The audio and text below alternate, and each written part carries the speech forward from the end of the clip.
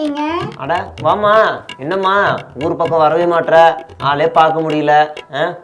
ஆமாண்ணே. சரி, இப்பயாவது அண்ணனை பார்க்கணும்னு தோணுச்சே. சரி, ஊருக்குள்ள என்ன நடந்துகிட்டு இருக்கு? ஊருக்குள்ள என்ன நடந்துகிட்டு இருக்கா? இந்த உள்ளாட்சி தேர்தலை தானே நடத்தவே விட மாட்டாங்க போல. என்னம்மா சொல்ற? அது வழக்கம் நடத்திட்டான்னு தீரணும், ஏன் தள்ளி போடுறாங்களாம்? அது நடத்த விடாம ஆளுங்கட்சி சதி பண்றதா எதிர்கட்சியை சேர்ந்தவங்களாம் குறை சொல்லிக்கிட்டு இருக்காங்கண்ணே. புரியலையே.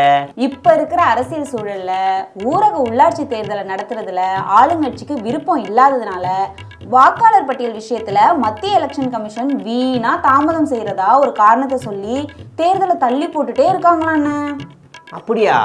ஆமா, ஜனவரி முதல் வாரத்துல புதியவர்களெல்லாம் பதவியில் அமர வைக்கணும்ல.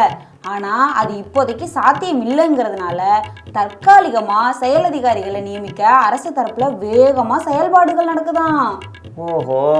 இப்ப முழுமையான வாக்காளர் பட்டியலை கேட்டு மாநில தேர்தல் ஆணையம் மத்திய தேர்தல் ஆணையத்துக்கிட்ட சம்பிரதாயத்துக்கு ஒரு லெட்டர் அனுப்பியிருக்காங்க. அதுக்கு மத்திய தேர்தல் ஆணையமும் நிறைய கண்டிஷன்களை போட்டு இதை பண்ணாதான் முழுமையான பட்டியலை தர முடியும்னு சொல்ல மாநில தேர்தல் ஆணையமும் விளக்கம் அனுப்பிட்டு வெயிட் பண்ணிக்கிட்டே இருக்காங்க. இறுதி பட்டியல் வந்து அதை வார்டா பிரிக்கவே 3 மாசம் ஆயிரும். அது மட்டும் இல்லாம தேர்தல் சம்பிரதாயத்தெல்லாம் அமல்படுத்துறதுக்கு கூடுதலா 1 மாசம் ஆகும். இதெல்லாம் ஆளுங்கட்சி செய்யற சதின்னு சொல்றாங்கன்னா எதிர்கட்சிக்காரங்க. அது சரி. இந்த போன ஊரக உள்ளாட்சி தேர்தலில் இந்த தளபதி அவர் கட்சி ஆரம்பிக்காமலே நிறைய சீட்டில் ஜெயிச்சிட்டாங்க, அப்படி இப்படின்னு இருந்துச்சு.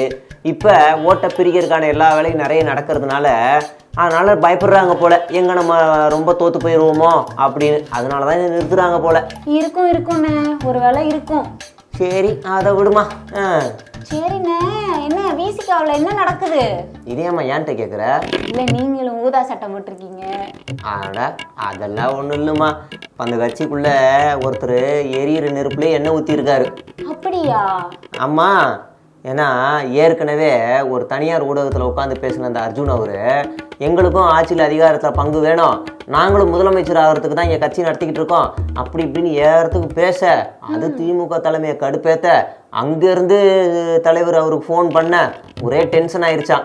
அது மட்டும் இல்லாமல் இப்போ நடந்த அந்த புத்தக வெளியீட்டு விழா அதுலேயும் போய் அந்த அர்ஜுன் அவர் அம்பேத்கர் பற்றி இப்போ கம்மியாக பேசிட்டு தன்னோட பெருமையை பற்றி அதிகமாக பேசிட்டு அதுக்கப்புறமா எரிகிற நெருப்புலேயே எண்ணெயை ஊற்றுற மாதிரி இந்த மாதிரி மன்னராட்சி ஒழியப்படணும் அப்படி இப்படின்னு பேசியிருக்காரு.